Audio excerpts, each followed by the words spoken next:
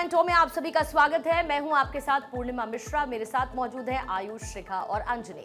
सबसे पहले बात ऑपरेशन सिंदूर की करेंगे, जहां पाकिस्तान को मिली करारी हार के बाद अब चीन ने उसे 50% डिस्काउंट पर अपने J-35 स्टेल्थ फाइटर को जल्द ही देने का फैसला किया है। फाइटर जेट को रिपोर्ट के मुताबिक चीन ने J-35 जेट के प्रोडक्शन को और ज्यादा तेज कर दिया और अगस्त तक पाकिस्तान को सौंपने की इसे योजना बना रहा है। पाकिस्तान ने चीन से 40 J-35 स्टेल्थ खरीदने के लिए सीधा सौदा किया था। हालांकि पाकिस्तान के लिए J-35A के लॉजिस्टिक और मेंटेनेंस को बनाए रखना भी बहुत मुश्किल चुनौती होगी, क्योंकि पाकिस्तान के पास इसे मेंटेन करने के लिए पैसे नहीं हैं। दुनिया में अभी सिर्फ अमेरिका, रशिया और चीन के पास ही स्टील्थ फाइटर जेट है। तुर्की अभी KAA नाम से यानी कान नाम से स्टील्थ जेट बना रहा है, लिहाजा स्टील फाइटर जेट खरीदने वाले देशों पर चीन की नजर है। भारत ने भी चीन के J-35A स्टेल्थ फाइटर विमान का तोड़ निकाल लिया है। भारत के लिए DRDO ने स्वदेशी उत्तम AESA रेडार बनाए हैं, जिससे स्टेल्थ एयरक्राफ्ट को डिटेक्ट करने के लिए डिजाइन किया गया। इसके अलावा भारत के पास S-400 सिस्टम और लॉन्ग रेंज रेडार सिस्टम है, जिसके जरिए अभी भी भारत स्टेल्थ फाइटर जेट्स को डिटेक्ट कर सकता है। ऑपरेशन सिंदूर के बाद चीन के हथियारों पर गंभीर सवाल खड़े हुए और जिस तरीके से चीनी एयर डिफेंस सिस्टम समेत चीनी हथियार विफल साबित हुए, उसने चीन की दिक्कतों को और बढ़ा दिया। वहीं चीन का J-35 अमेरिका के F-35 की कॉपी है और चीन को इस विमान को बेचने के लिए कोई खरीदार नहीं मिल रहा था। पाकिस्तान के सिंध में पानी को लेकर भारी बवाल हुआ है। पाकिस्तान के सिंध प्रांत में नहर प्रोजेक्ट का विरोध कर रहे प्रदर्शनकारियों ने गृह राज्य मंत्री के घर को आग के हवाले कर दिया है। पुलिस के साथ झड़प में 2 प्रदर्शनकारियों की मौत हुई और कई पुलिसकर्मी भी घायल हुए। आक्रोशित लोगों ने इसी बीच ट्रक और बाइक से आगजनी की है और ये सारी भीषण हिंसा में एक DSP समेत 6 अन्य पुलिसकर्मी घायल होने की भी खबर मिली है। वहीं सिंध में हर तरफ अराजकता का माहौल इस समय नजर आ रहा है। सिंध के नौशेरा फिरोज जिले में उस वक्त माहौल गर्मा गया जब कौमी तहरीक के कार्यकर्ता और पुलिस के बीच जबरदस्त टकराव हुआ। दरअसल 6 नहरों और कॉर्पोरेट खेती के प्रोजेक्ट के खिलाफ नेशनल हाईवे पर धरना देने पहुंचे प्रदर्शनकारियों को रोकने के लिए पुलिस ने बल प्रयोग किया, जिसमें एक प्रदर्शनकारी की मौत हो गई, कई लोग घायल हुए।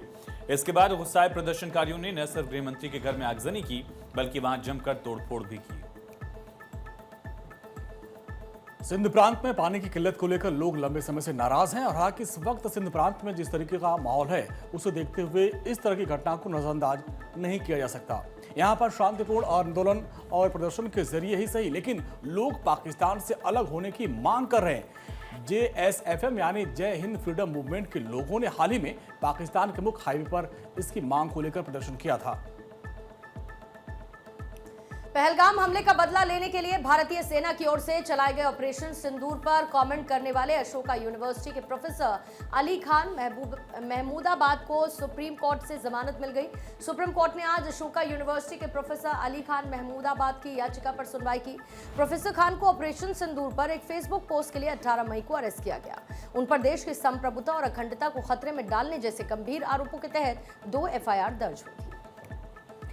महमूदाबाद को अंतरिम बेल देने के साथ ही कोर्ट ने केस की जांच के लिए 3 सदस्यों की SIT बना दी है, जो कि सुप्रीम कोर्ट को रिपोर्ट सौंपेगी। इस SIT में एक महिला अधिकारी को भी शामिल किया जाएगा। हरियाणा के DGP को कमेटी बनाने का आदेश दिया गया। जांच दल का नेतृत्व IG लेवल के किसी अधिकारी को सौंपा जाएगा। बेंच ने कहा है कि प्रोफेसर जांच तक पहलगाम या फिर ऑपरेशन सिंदूर को लेकर कोई स्पेशल मीडिया पोस्ट नहीं कर सकेंगे। अगर इन्होंने ऐसा किया तो उसे बेल की शर्त का उल्लंघन माना जाएगा और ऐसी स्थिति में अंतरिम जमानत अपने आप खत्म हो जाएगी। अदालत ने अली खान महमूदाबाद को कड़ी नसीहत दी और कहा कि आपको सस्ती लोकप्रियता पाने के लिए कुछ भी बोलने से बचना चाहिए। जस्टिस सूर्यकांत ने कहा कि Ali Khan Mahmudabad neutral and simple language का इस्तेमाल कर सकते थे ताकि दूसरे लोगों की भावनाएं आहत न हो। दरअसल प्रोफेसर खान ने एक सोशल मीडिया पोस्ट में ऑपरेशन सिंदूर को लेकर प्रेस ब्रीफिंग करने वाली कर्नल सोफिया कुरैशी के बारे में टिप्पणी की थी। कहा था उनसे PC कराना महज एक दिखावा और ढोंग है, इसी को लेकर पूरा विवाद छिड़ा था। इसी मामले में हरियाणा पुलिस ने उन्हें 18 मई को गिरफ्तार किया था और उन पर देश की संप्रभुता, अखंडता को खतरे में डालने जैसे गंभीर आरोप के तहत 2 FIR दर्ज कराई गई थी। उसके बाद मंगलवार को उन्हें 14 दिन की न्यायिक हिरासत में भेजा गया।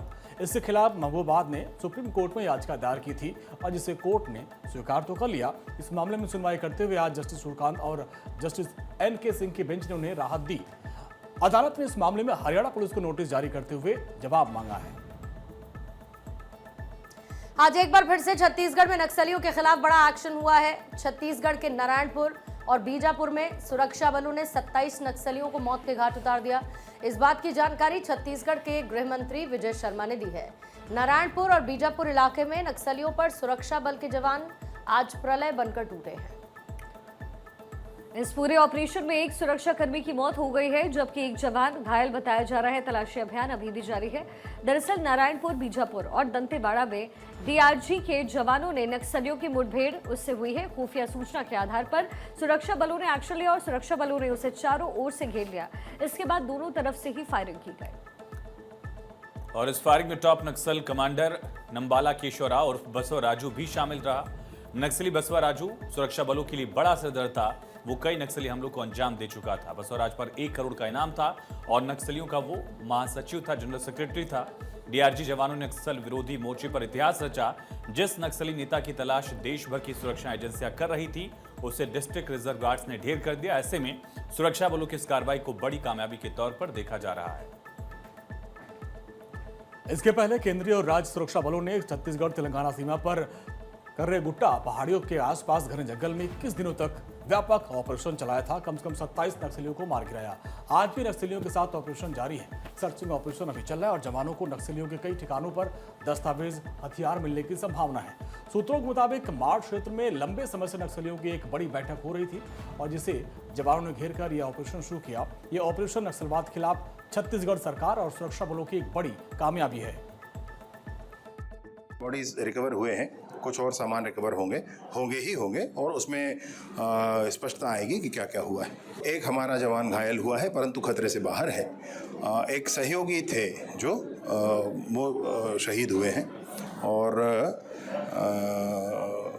सरकार का इस पर पूरा ध्यान है। आगे उसको ध्यान दे करके आगे बढ़ाएंगे। परंतु ये ज़रूर है कि जवानों ने बहुत बड़ा करिश्मा कर दिखाया है और 26 से अधिक नक्सली मार गिराए गए। नारायणपुर इलाके में मुठभेड़ की खबर आई है। 2 दर्जन से अधिक नक्सलियों के मारे जाने की खबर है। तो निश्चित रूप से हमारे सुरक्षा बल के जवान पूरी मुस्तैदी से, मजबूती से काम कर रहे हैं ताकि मार्च 2026 तक बस्तर हमारा नक्सल मुक्त हो जाए। पाकिस्तान के लिए जासूसी करने के आरोप में गिरफ्तार हुई ज्योति मल्होत्रा से लगातार पूछताछ हो रही है। ज्योति को पुलिस कल हिसार कोर्ट में पेश करेगी और इस तरीके की खबरें भी हैं कि ज्योति ने पुलिस की पूछताछ में कई अहम खुलासे भी किए हैं। सूत्रों के मुताबिक ज्योति से पूछताछ में ज्योति ने बताया है कि वीजा के लिए वो पाकिस्तान हाई कमीशन गए, जहां उसकी मुलाकात दानिश से भी। ज्योति ने बताया कि वो 2 बार पाकिस्तान गई है, जहां वो अधिकारियों और हसन नाम के शख्स से भी मिली। ज्योति को लेकर एक बड़ा खुलासा इस बात का भी हुआ कि ज्योति के पास 4 बैंक अकाउंट थे, जिसमें एक अकाउंट में दुबई से भी ट्रांजैक्शन हुआ।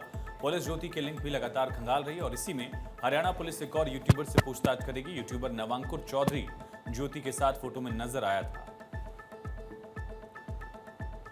ट्रैवल यूट्यूबर ज्योति मल्होत्रा ने बाड़मेर में पाकिस्तान से सटे और राजनीतिक रूप से बहुत महत्वपूर्ण मूनाबाव स्टेशन का भी वीडियो बनाया था और इस मामले की जांच में सुरक्षा एजेंसियों के हाथ नए तथ्य लगे हैं।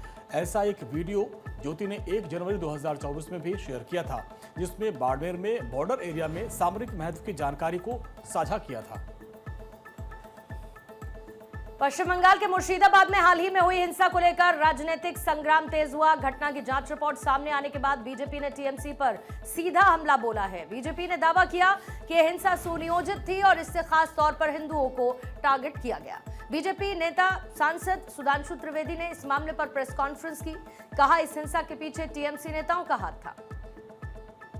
दरअसल पश्चिम बंगाल के मुर्शिदाबाद में वक्फ संशोधन अधिनियम के विरोध में अप्रैल महीने में हुई हिंसा को लेकर के कलकत्ता हाईकोर्ट की समिति ने तृणमूल कांग्रेस सरकार को कटघरे में खड़ा कर दिया। ऐसे में बीजेपी और आक्रामक हो गई। दरअसल समिति ने अपनी रिपोर्ट में खुलासा किया कि 11 अप्रैल को धुलियान में हुई हिंसा के दौरान स्थानीय पुलिस इनएक्टिव मोड पर थी और गायब थी। रिपोर्ट में यह भी कहा गया है कि हिंसा को भड़काने में धुलियान नगर पालिका के पूर्व अध्यक्ष महबूब आलम की अहम भूमिका थी।